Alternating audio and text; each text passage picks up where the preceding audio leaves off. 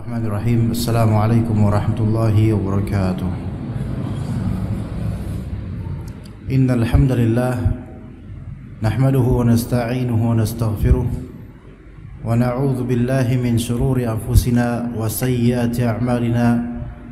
May yahdihillahu fala mudilla lahu wa may yudlil fala hadiya lahu. Ashhadu an la ilaha illallah wahdahu la syarika lahu wa asyhadu anna Muhammadan abduhu wa rasuluhu la nabiyya ba'dah. Qala Allah Ta'ala fi kitabihil karim, ya ayyuhalladzina amanu taqullaha haqqa tuqatih wa la tamutunna illa wa antum muslimun. Ya ayyuhan nasu taqu rabbakum alladzi khalaqakum min nafsin wahidah wa khalaqa minha zawjaha wa batha minhuma rijalan katsiran wa nisaa'a واتقوا الله الذي تساءلون به والأرحام إن الله كان عليكم رقيبا. يا أيها الذين آمنوا اتقوا الله وقولوا قولا سديدا يصلح لكم أعمالكم ويغفر لكم ذنوبكم ومن يطع الله ورسوله فقد فاز فوزا عظيما. فإن أصدق الحديث كتاب الله وخير الهدي هدي محمد صلى الله عليه وسلم وشر الأمور محدثاتها وكل محدثة بدعة وكل بدعة ضلالة وكل ضلالة في النار. أما بعد, melanjutkan kajian yang sempat kita liburkan bersama karena pasca atau bertepatan dengan hari raya yang ditetapkan bersama pemerintah. Maka alhamdulillah kita kembali lanjutkan kajian kitab Syarah Kitab Tauhid yang dikaryakan oleh Al-Ustadz Firanda Dirja Hafizahullah. Kali ini kita di halaman 124 dari kitab tersebut, dalil kedua untuk bab dakwah kepada syahadat la ilaha illallah. Dalil keduanya adalah dalil pengutusan Mu'adz bin Jabal ke negeri Yaman. Pengutusan ini dalam rangka apa? Misi dakwah, ekspansi dakwah dan menyebarkan agama Allah Azza wa Jalla dengan perintah Allah pula dan metodologi dakwah atau tariqah dakwah yang dicontohkan, bahkan diperintahkan oleh Nabi SAW sebagai uswah, sebagai qudwah, sebagai tuntunan dan sebagai ikutan bagi siapapun orang yang memang mau berdakwah di jalan Allah. Karena yang namanya dai itu banyak. Dai di negeri ini itu sangat banyak. Ya, dari dai yang memang menginginkan jalan Allah dan ridhonya sampai dai-dai yang semoga Allah Ta'ala berikan hidayah. Jadi hadis ini sangat agung dan menjadi pegangan, pedoman serta tuntutan bagi siapapun yang memang menancapkan diri di medan dakwah. Ibnu Abbas radhiyallahu anhuma berkata, ketika Rasulullah SAW mengutus Mu'adz bin Jabal ke Yaman, beliau sallallahu alaihi wasallam bersabda kepada Mu'adz bin Jabal begini, innaka ta'ti qauman min ahlil kitab, sesungguhnya engkau akan mendatangi suatu kaum, yaitu para ahli kitab Yahudi dan Nasara. Jadi di daerah Yaman itu memang banyak orang Nasraninya. Hadis ini hadis yang sebenarnya membekas di kalbu anak pribadi, ya ikhwah. Karena hadis ini ketika itu anak pelajari di kelas 2 SMP. Untuk kitab tauhid juga dulu anak belajar. Diajarkan oleh ustaz-ustaz kita, wajib hafal. Wajib hafal. Ya, hadis Mu'adz bin Jabal ini wajib hafal ketika itu. Dan sebagaimana umumnya anak SD, anak SMP, Pak, Itu kalau ngafal hadis, ngafal ayat, itu kan hanya tuntutan pelajaran gitu loh. Tuntutan kurikulum yang kita itu nggak begitu paham sebenarnya ini untuk apa nantinya. Ya. Waktu kelas 1 SMP ada pelajaran, dan memang dari kelas 1 SMP ketika di pesantren dulu Al Irsyad di daerah Tengaran Salatiga, Jawa Tengah. Nilai raport itu alhamdulillah ya cukup biasa, bagus lah gitu, nggak jelek-jelek amat ya. Tetapi yang paling atas kan namanya akidah atau tauhid, pelajaran tauhid. Anda mendapatkan 55. Itu 55 itu udah dibantu pastinya. Sehingga nggak merah gitu. Mungkin 53 atau bawahnya mungkin. Jadi gurunya, ustadznya rahim ya. Mungkin kasihanlah, udah biarin biar nggak merah 55. Dan ayah anak kemudian ketika melihat raport itu setelah pas liburan marah. Dan anak bingung dengan kemarahan ayah anak. Kan nilai-nilai lain kan mungkin tafsir, asal SMP kita udah diajarkan tafsir, hadis, kemudian ilmu-ilmu lainnya, nahwu dan seterusnya, itu semua baik. Tapi tauhid ini yang memang qadarullah 55 saja. Dimarahin anak. Kenapa 50? Kenapa tauhid malah justru yang paling penting 55? Itu ada nggak ngerti kenapa? Maksudnya nggak ngerti kenapa kok sebegitu marahnya gitu loh. Di kelas 2 kemudian tetap mempelajari akidah dan tauhid, dan diperintahkan untuk menghafal ayat-ayat dan hadis-hadis yang berkaitan dengan ilmu yang kita pelajari. Dan ketika itu anak sama sekali tidak tahu apa fungsinya dan buat apa kita menghafal dalil, buat apa kita kok mempelajari kayak gini. Udahlah biarin aja Mu'adz bin Jabal mau apakah. Ya. Namun ketika sudah mulai lulus pesantren, kemudian dakwah, pernah di Kalimantan, kemudian juga melanjutkan studi di Jakarta sampai sekarang, maka wallahi saya rasakan bahwasanya dalil-dalil itu adalah asas dalam beragama kita dan sangat penting sekali, termasuk dalil ini. Yang justru ketika kita melihat dengan kacamata dalil, kita dapatkan banyak sekali orang-orang yang berdakwah namun metodologinya itu menyelisihi metodologi Nabi SAW. Betul, di antara metodenya adalah dakwah dengan lembut, tidak dengan bahasa-bahasa yang sifatnya itu menghina misalnya. Maksudnya menghina di sini kalimat-kalimat keji ya. Kecuali kalau kalimat itu ada di dalam hadis Nabi SAW. Tetapi bukan hanya itu dakwah itu. Bahkan landasan utama dan tujuan utama dakwah dan hal yang pertama didakwahkan itu sudah termaktub dalam riwayat-riwayat. Seperti contohnya ini. Wahai Mu'adz, kamu akan mendatangi kaum dari Yahudi Nasara, ahli kitab. Maka kata Nabi SAW, "Falyakun awwala ma tad'uuhum ilaihi syahadatu an la ilaha illallah." Maka jadikanlah, hendaklah hal pertama yang kamu serukan wahai Mu'adz nanti pas sampai Yaman adalah apa? Ajak mereka, serukan mereka kepada bersyahadat la ilaha illallah. Ya. La ilaha illallah. Wa fi riwayat ila an yuwahhidullah. Dalam riwayat lain yaitu ajak mereka, seru mereka untuk bertauhid.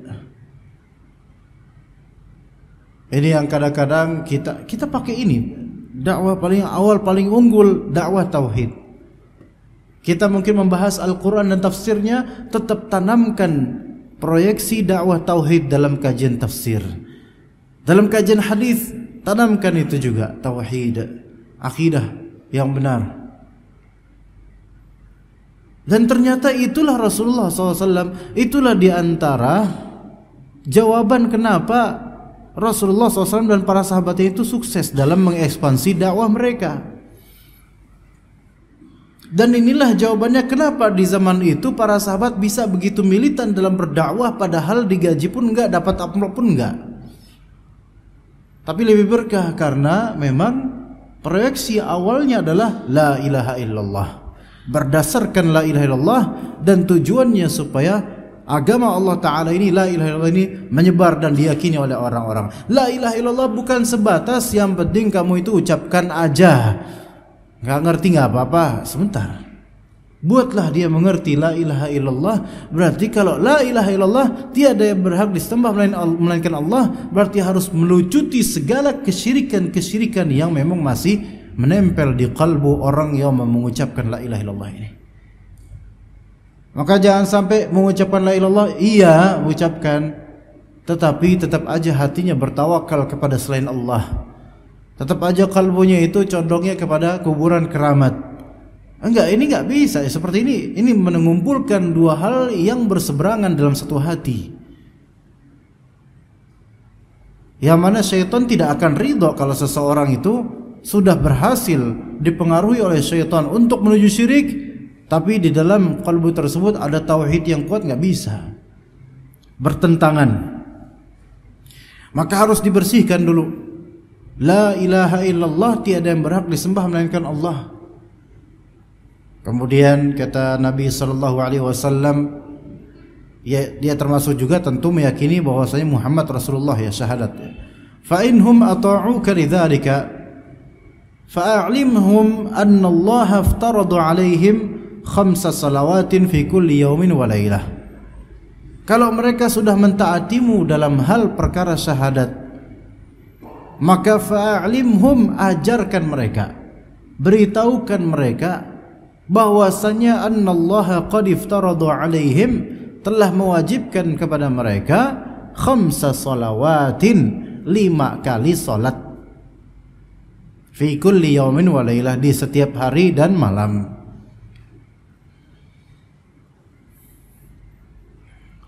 Karena kalau seseorang insyaallah dia udah betul-betul kalbunya itu tunduk kepada Allah dan bertauhid kepada Allah, 5 waktu salat itu terasa mudah buat dia, sebagaimana Allah mudahkan buat kita, alhamdulillah. Karena jangankan salat 5 waktu, salat 1 waktu saja itu ada banyak dari saudara kita muslim yang masih kesulitan. Dan yang seperti ini miskin sekali, kasihan. Bukan miskin secara harta, tapi miskin secara amalan, bahkan merosot amalannya. Karena percuma amal-amal sedekah sebanyak apapun kalau enggak sholat. Percuma, benar enggak? Percuma, beneran percuma. Iya. Mau sedekah sebanyak apapun, sepamer apapun, terpuji apapun dia, kalau tidak sholat, khalas. Apa artinya? Ya, haba'an manthura, seperti debu berterbangan. Karena yang paling pertama ditanya di hari akhir apa jemaah? Dari segi hak manusia yang paling pertama ditanya di hari akhir darah. Tapi dari segi hak Allah, salat yang paling pertama. Salat 5 waktu ini maksudnya. Maka kalau salat 5 waktunya dilihat lengkap, komplit, semoga amal-amal berikutnya dihisab, kemudian insyaallah Allah makbulkan. Tapi kalau sholat 5 waktunya sudah cacat, bahkan 1 waktu saja tidak sempat, maghrib saja, maghrib deh, ya. Yang di masjid banyak orang, kalau kita lihat sebagian saudara kita yang semoga Allah berhidayah, itu masih keberatan, kasihannya seperti ini. Berarti masih banyak yang harus diajarkan ini. Ya. 5 salawatin fi kulli yaumin wa lailah, di setiap hari dan malam. Berarti kalau Allah Ta'ala mudahkan buat kita untuk bisa sholat, apalagi berjamaah 5 waktu, berarti Allah beri kita hidayah yang sangat besar dan sangat mahal, lebih mahal daripada pecel lele dan seluruh investasi pecel lele. Saya tidak tahu penjual pecel lele mana-mana. Ini enggak khusus penjual pecel lele. Mohon maaf, ini bukan berarti mengkhususkan penjual pecel lele. Dimanapun penjual di depan, kalau misalnya kita lihat dan kita tidak sempat mendakwahi mereka satu-satu, lebih tergiur dengan apa? Dengan penghasilan yang dijamin oleh Allah Azza wa Jalla, dan tidak menuju ke masjid, tidak sholat. Banyak itu, masih banyak saudara kita. Jadi hidayah ini mahal jemaah sekalian. Hidayah ini mahal. satu langkah kita ke masjid itu lebih mahal daripada apa-apa yang diinvestasikan di perdagangan-perdagangan itu. Ya, jadi bersyukurlah kepada Allah dan banyak-banyak berdoa, Rabbana la tuzigh qulubana ba'da idh hadaitana wa hab lana min ladunka rahmah innaka antal wahhab. Juga ya muqallibal qulub tsabbit qulubana ala dinik, boleh juga tsabbit qalbi ala dinik. Minta tolong sama Allah supaya diteguhkan di agama ini. Jangan sampai terjadi intikasah, yaitu berbalik dari yang tadinya rajin ke masjid, kemudian hilang dari peredaran dan qadarullah enggak pernah ke masjid lagi, mungkin karena kalbunya sudah tertutup. Na'udzubillah min dzalik. Ada sebagian orang enggak mau ke masjid lagi, ada banyak faktor. Tapi rata-rata pasti faktornya maksiat. Enggak ada orang semakin taat semakin enggak pernah ke masjid. Ini wali model apa? Enggak ada wali kayak gini. Orang semakin taat ya semakin ke masjid. Terserah mau imamnya dia enggak setuju atau enggak, ke masjid khalas. Selama bukan Syiah kan. Antum kalau ke masjid Syiah baru antum Pak ngerasain betapa berharganya sesama teman ahlu sunnah Pak. Coba antum ke masjid Syiah, sholatnya beda, semuanya beda sama antum. Antum sendiri yang kayak gitu sholatnya. Antum lihat, kok beda ya? Bingung antum akhirnya. Di situ baru kita tahu betapa nilainya Masjid Al-Jihad gitu. Ya bukan Al-Jihad saja, Masjid Ahlu Sunnah seperti kita, alhamdulillah. Betapa berharganya gitu loh. Walaupun kadang kita misal nggak setuju sama DKM, nggak setuju sama panitia, nggak setuju sama seseorang siapapun di Masjid Ahlu Sunnah, tapi kalau kita sholat bareng tetap enak kan sholat bareng. Tapi coba kalau misalnya kita ke Masjid Syiah, kemudian melihat bagaimana tata cara sholat mereka, ya 3 kali kayak gini misalnya, itu ngeliat itu aja, ini sholat model apa ini?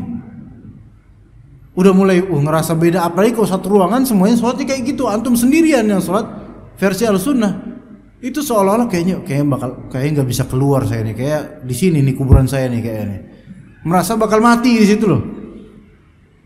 Berharga kita ke Masjid Ahlu Sunnah dimanapun, ya tentu ya diantara kita adalah perselisihan dalam beberapa hal, tapi ketika coba baru kita melihat betapa berharganya masjid-masjid ini ketika kita salah masuk masjid, ternyata masuk masjid Syiah.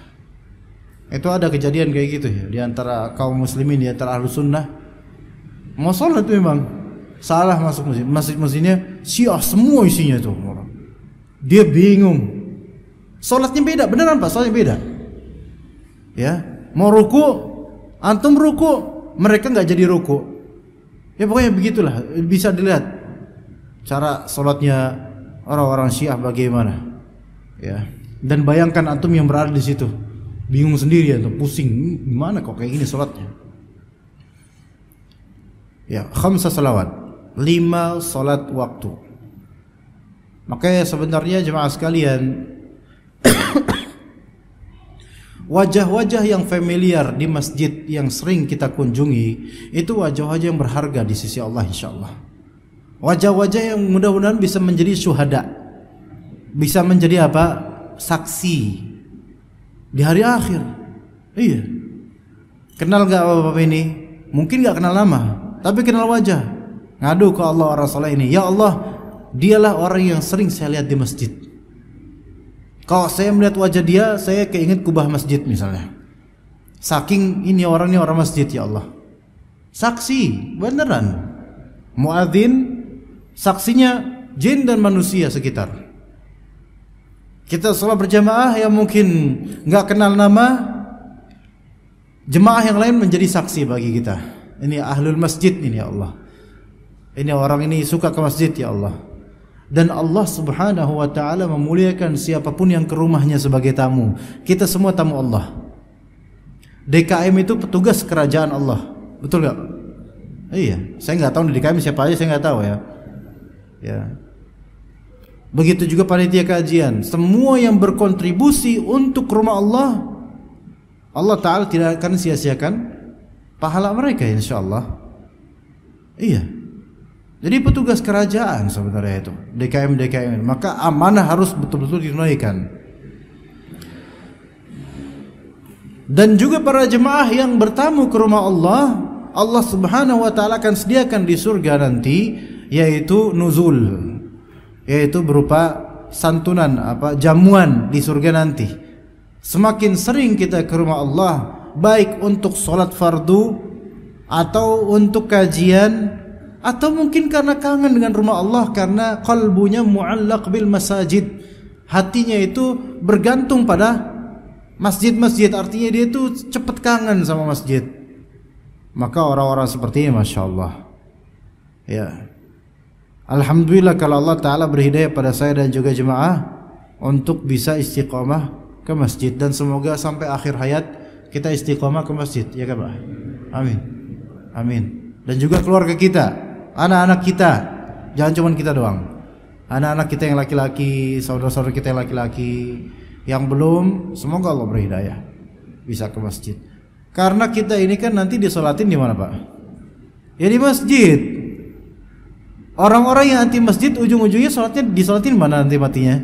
Di masjid. Ya enggak? Coba bilang ke beberapa rekan-rekan yang masih anti dengan masjid, atau nggak mau ke masjid kecuali hari Id, dan hari Id pun sholatnya nggak di masjid, di lapangan. Pak, nanti sampean kalau mati kira-kira disolatin di mana? Mulai mikir dia, beneran Pak? Coba aja, langsung hooknya tuh langsung ke situ gitu Pak. Nanti kita ini kalau misalnya mati disolatin di masjid, apa di mana? Kalau dia Muslim, jawabannya di masjid. Nah, jangan sampai ya kita baru ke masjid ketika disolatin. Yang sholat pun bukan kita, jemaah. Kemudian nanti misalnya ada di antara bapak-bapak yang dekat mayit kemudian bilang, walaupun ini saya tidak setuju dengan perkataan seperti ini, isyhadu bi annahu khair misalnya. Ini orang baik bukan? Jemaah bingung. Ini siapa kita juga nggak tahu. Mau dibilang khair tapi nggak tahu khairnya di mana. Kalaupun ada bilang isyhadu bi annahu khair, khair. Khair sih, cuman khair apanya nih gitu kan, bingung kan. Tiba-tiba mati aja nih orang, gak pernah kelihatan mukanya tapi mati aja udah. Lagi mana jemaah? Ini bukan berarti kita menghina atau mengatakan derajat mereka itu pasti, karena belum tentu, kita Allah lebih tahu tentang keadaan orang seperti ini. Tapi siapa yang akan kenal kita gitu loh. Siapa yang akan mensolati kita dengan tulus? 40 orang lebih misalnya ahli tauhid dengan tulus mensolatinya siapa? Kalau misalnya kita nggak pernah ke masjid, batang hidungnya nggak pernah kelihatan. Nikmat, masjid ini nikmat. Apalagi saya dapatkan al-jihad ini di antara senikmat-nikmat masjid yang Allah Ta'ala berikan untuk hamba-hamba Allah. Yang semoga Allah Ta'ala lestarikan masjid al-jihad ini dari DKM-nya, marbotnya, imamnya, jemaahnya, semua yang berkontribusi untuk rumah Allah. Masjid Al-Jihad, semoga Allah tidak sia-siakan pahalanya dunia dan akhirat. Ya. Ini saya nggak tahu ada DKM apa enggak, saya nggak tahu. Yang penting saya ngomong aja, yang penting kan. Iya. Tapi kemudian kata Nabi sallallahu alaihi wasallam, setelah tadi kan syahadat udah. Kemudian salawat khams sudah 5 waktu. Fa inhum ata'uka lidzalik. Kalau misalnya mereka mentaatimu dalam urusan salat itu, alhamdulillah, maka fa'alimhum anna Allah qad iftarada 'alaihim shadaqatan tu'khadhu min aghniyaihim faturaddu 'ala fuqaraihim. Maka ketahuilah, maka beritahu mereka kalau mereka udah mulai menjalankan salat, mengoperasikan salat, maka ajarkan kepada mereka apa?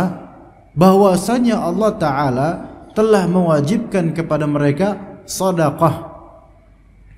Sedekah di sini, sedekah ini maksud zakat jemaah. Jadi sedekah itu adalah suatu nama global untuk sedekah yang wajibah, yaitu sedekah, yaitu zakat, dan sedekah yang mustahabah yang dianjurkan seperti sedekah biasa. Ya. Sedekah wajibah di sini maksudnya zakat. Bahwasannya Allah Ta'ala telah memerintahkan, telah mewajibkan atas mereka untuk menunaikan sedekah zakat. Tukhadhu min aghniyaihim faturaddu ala fuqaraihim. Yang diambil dari siapa? Para aghnia. Aghnia artinya wong-wong sugih, yaitu orang-orang kaya di antara mereka. Zakat itu beda dengan sedekah, Pak. Dengan sedekah pada umumnya, zakat ini beda. Zakat ini ada, pertama, ada hukum tersendiri. Itu satu, karena hukumnya bisa wajib. Dua, ada kriteria tersendiri untuk pelaku atau pegiat zakatnya. Jadi nggak semua orang melakukan zakat. Dan yang ketiga, ada mustahiknya. Beda. Makanya kalau ada pertanyaan, saya ini udah bayar pajak, apakah tetap wajib bayar zakat? Wajib tetap, beda. Pajak sama wajib. Pajak itu hukum buatan manusia. Sementara zakat ini hukum dari Allah Azza wa Jalla. Bahkan sebagian dari pajak itu tidak hak, tidak benar gitu loh. Kalau zakat hak dari Allah Azza wa Jalla, maka beda. Syariatnya zakat wajib. Ada zakat fitr, ada zakat mal dengan segala macamnya. Itu ya. Kemudian pegiatnya, pelakunya, yaitu disebutkan min aghniyaihim.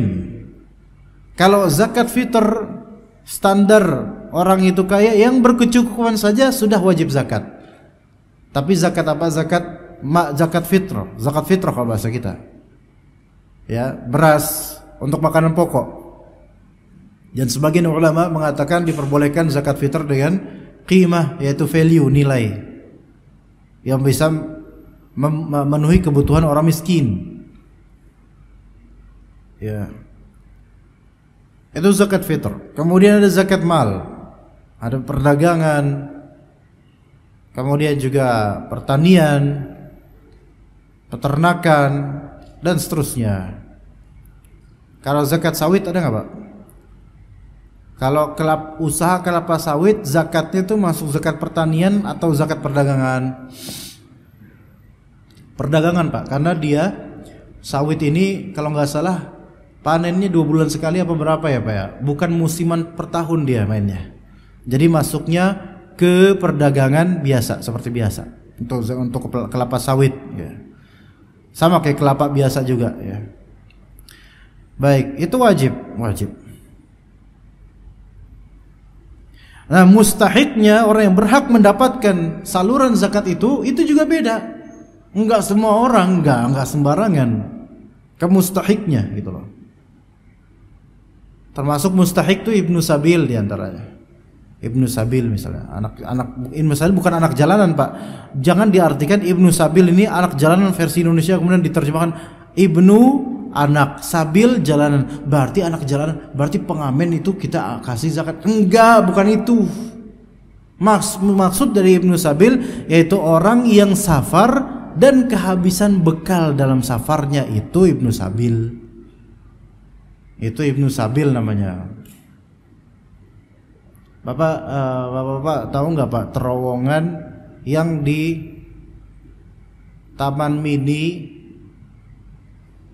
Misal kalau kita itu jalan dari Pasar Rebo ya, ke arah kemari, ya kan? Karena terowongan Taman Mini, kemudian maksudnya bukan di dekat Taman Mini gitu, dekat pintu belakang, pintu mana itu ya? Keong. Nah, tapi bagian terowongan atas, Pak, bukan yang di bawah yang banyak polisi. Kadang-kadang kalau waktu duha itu kan banyak polisi tuh, bukan yang di situ, yang di atas. Ya, dari arah Pasar Rebo. Ya. Saya pernah lewat situ kan? Bukan pernah, emang biasa lewat situ ya. Ketika itu lagi kajian Zoom, kemudian saya berhenti di itu, lagi gerimis, hujan gitu. Gerimis apa hujan terserah, pokoknya banyak air gitu lah ya, turun dari langit lah. Nah, kemudian saya berhenti di terowongan itu untuk meneruskan kajian Zoom di situ. Duduk situ, kadang ada tukang apa namanya yang jajakan apa raincoat apa jas hujan ya di situ. Udah berdua sama dia, tapi nggak saya undang, dia datang aja gitu untuk jajain gitu orang-orang. Saya lagi kajian Zoom gitu. Tibanya itu udah berapa lama, berapa menit, berapa belas menit, ada seorang pemuda usia mungkin 17, 18. Tiba-tiba datang gitu dari arah Pasar Rebo juga. Tapi dia jalan kaki. Pakai baju koko, warna putih, pakai celana. Bingung saya. Loh Mas, dari mana sampean? Orang Jawa asli dan kelihatan orang kampung banget gitu loh. Dari Istiqlal Pak gitu. Dia tanya ke Ana, Pak, ke arah Bekasi mana ya? Oh ini saya mau ke arah Bekasi, tapi saya lagi kajian Zoom dulu. Ke sana arah Bekasi kan, ke arah sini nih, ya kan?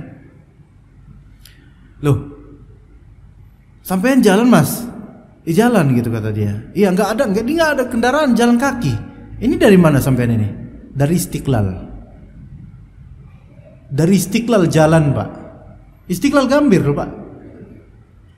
Istiqlal mana lagi gitu kan? Istiqlal Gambir jalan ke Taman Mini.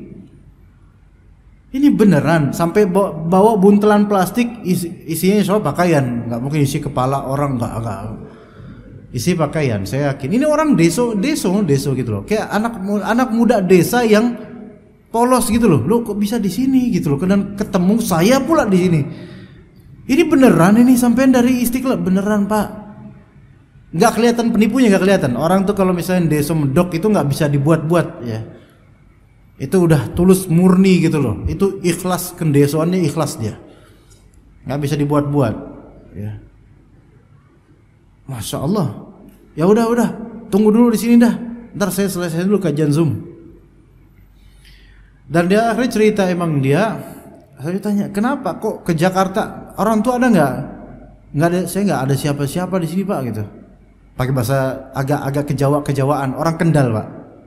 Daerah dekat Uleri ya. Nah itu saya sampai berpikir hampir mustahil saya ketemu orang kayak gini di tempat seperti ini dan gak ada orang kecuali motor-motor lewat, mobil-mobil lewat. Ini beliau, Allah pertemukan beliau dengan saya. Saya sampai berpikir nih, ini apakah ada YouTuber yang jangan-jangan ada kamera gitu kan? Acara apa gitu? Nggak ada. Karena nggak ada mobil berhenti, nggak ada apa, itu kan daerah sepi Pak, nggak ada orang berhenti di situ kok malam-malam Pak. Itu malam-malam jam sekitar jam 8, setengah 9 malam, gerimis itu. Sampai saya pun berpikir bahkan apa ini malaikat yang Allah utus kepada saya gitu, tapi nggak mungkin kok pakaiannya kayak gini gitu loh. Ini manusia, nah yakin manusia. Dan ternyata memang saya ini kata beliau. Saya ini sejak kecil sebenarnya di desa itu pengen banget ke Istiqlal, tapi baru sekarang kesampaian. Lah, terus nggak ada orang tua, nggak ada keluarga, paling ada mbah di rumah di Kendal itu. Terus ke sini naik apa? Ke Jakarta maksudnya? Numpang di truk gratis ya, kalau numpang di truk mah gratis, bisa ke Jakarta. Dan nggak punya duit dia sama sekali. Makan pun kadang ya seadanya, minta sama orang atau gimana entah, wallahu alam. Ya udahlah, yuk udah ikut yuk. Naik motor saya. Akhirnya kita menaik motor ke Jatiwarna. Saya pengen pulangin dia, ya daripada dia jadi gembel, ya. Dan ketika itu saya pulangin udah kajian Zoom selesai jam 9 lewat. Saya berpikir di Jatiwarna kan ada agen tuh Pak ya. Mana Jatiwarna, mana sana lah, pokoknya ujung sana. Ada agen bis kan di situ kan, di dekat bundarannya itu, dekat tol. Nah saya tanya ke petugasnya, masih ada nggak ke Kendal ini? Oh masih ada, alhamdulillah. Ya udah tak bayarin. Saya lihat di sini ikhwan, ada orang-orang yang fakir, yang seperti ini kehidupannya gitu loh. Ke Jakarta bukan buat nyari duit, cuman buat kemana? Ke Istiqlal. Cuman buat ke Istiqlal. Kemudian melanglang buana di Jakarta nggak jelas dah kelas. Ini yang disebut Ibnu apa tadi? Ibnu Sabil.